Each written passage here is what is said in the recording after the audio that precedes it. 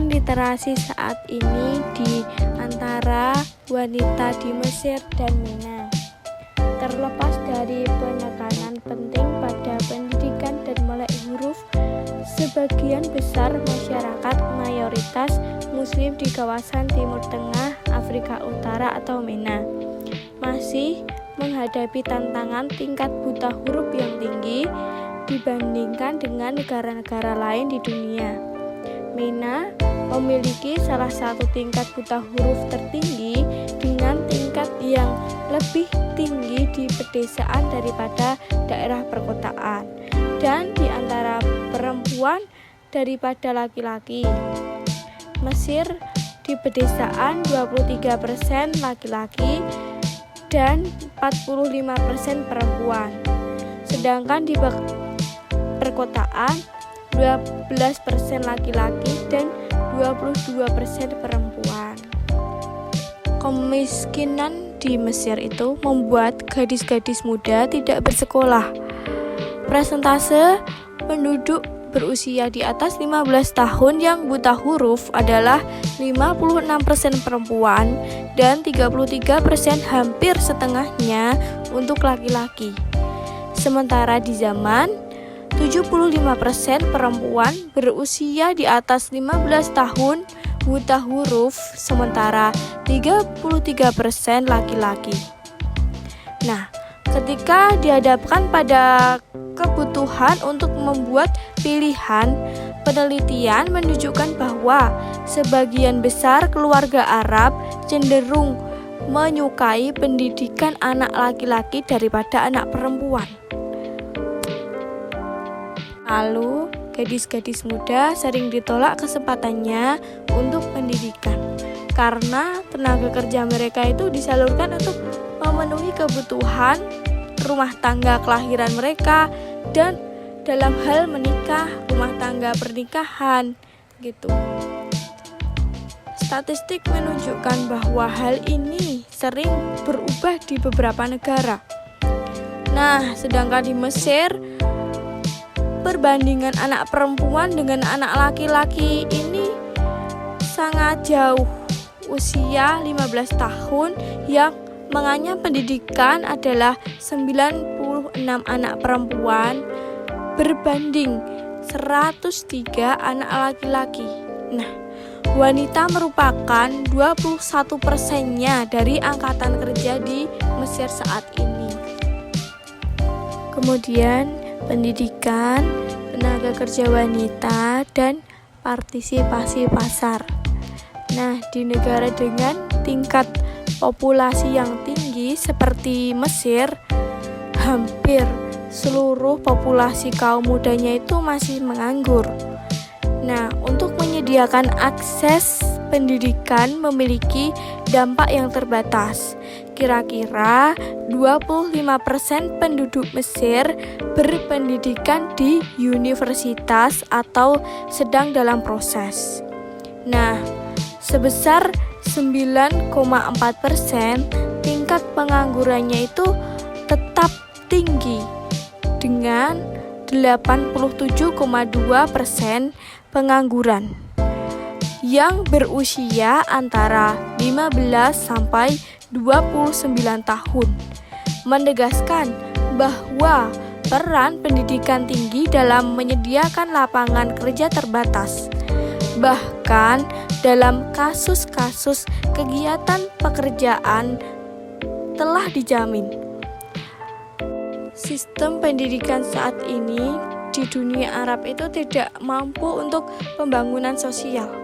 Laporan tersebut menunjukkan kekurangan yang signifikan dari sistem pendidikan di dunia Arab dan khususnya kurangnya pelatihan siswa dalam berpikir kritis dan analisis.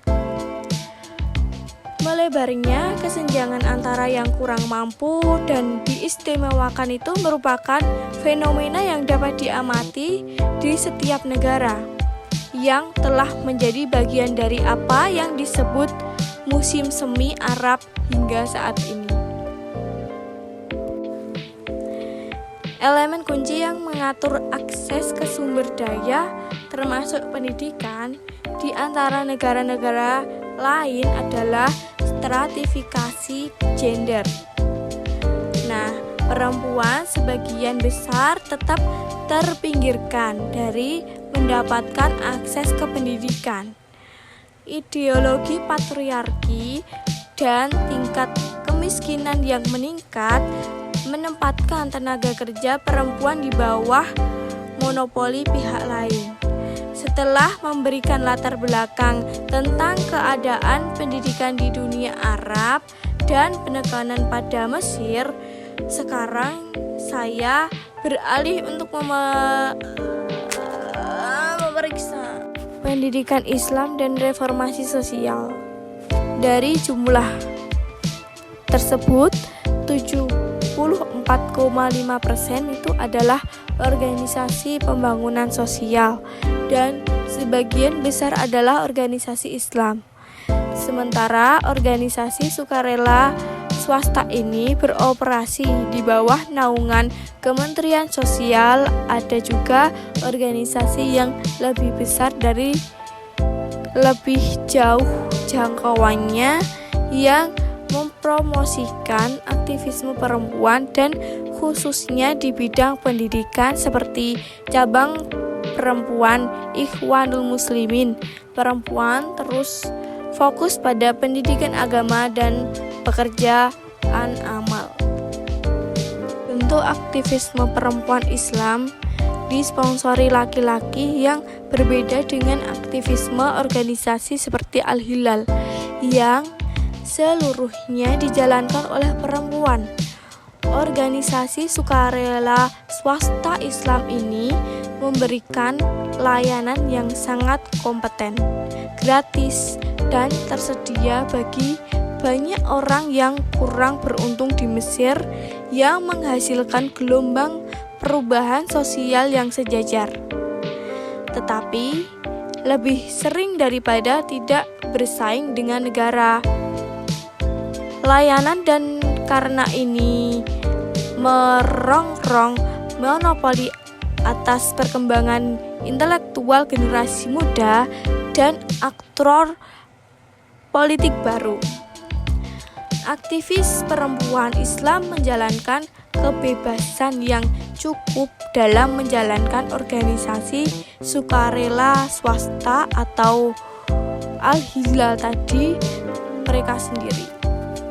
Kemudian kita masuk ke pendekatan pendidikan Islam yang beragam. Nah, Al-Hilal ini menawarkan pelatihan kejuruan untuk berbagai bentuk pekerjaan, mulai dari keterampilan kuliner, membuat kerajinan, menenun karpet, dan program-program ini dihadiri oleh ratusan wanita. Pendekatan yang dilakukan aktivis perempuan terhadap pendidikan adalah holistik. Remaja putri yang mendaftar dalam kegiatan organisasi sukarela swasta terlibat dalam pembelajaran kejuruan yang memberi mereka penghasilan sekaligus mendapat manfaat dari kelas melek huruf, ajaran Islam, dan sebagainya. Pendekatan ini sangat populer di kalangan peserta dan diatur serta dipantau oleh para aktivis untuk memastikan bahwa peserta mengikuti semua kursus yang diperlukan. Kehadiran adalah wajib dan peserta sering ditanyai jika mereka melewatkan kelas. Salwa adalah seorang wanita muda yang telah bekerja di Al-Hilal selama beberapa tahun, memutuskan untuk mendirikan bengkel tenun karpet di sana untuk membantu penduduk desa yang miskin. Dia dan rekan-rekannya kemudian membuka pusat kejuruan perempuan di desa tersebut. Proyeknya dimulai dengan awal yang sulit. Selain masalah logistik, untuk memulai bisnis di daerah pedesaan dengan sedikit sumber daya, mereka bergumul dengan ideologi gender konvensional yang tidak terbuka terhadap gagasan gadis muda yang belum menikah yang bekerja di luar rumah. Ideologi gender itu apa? Ideologi gender adalah seperangkat ide-ide dan sistem nilai yang didasarkan pada determinisme biologis yang telah menghasilkan seksisme dan diskriminasi terhadap perempuan. Karena perempuan berkemampuan hamil dan melahirkan, ia diasumsikan sebagai orang yang paling mampu mengurus rumah tangga dan keluarga, dan karenanya perempuan tidak diberi kesempatan yang sama dengan laki-laki untuk aktif dalam kegiatan-kegiatan di luar rumah seperti bekerja. Terima kasih sudah menonton, semoga bermanfaat. Bye-bye.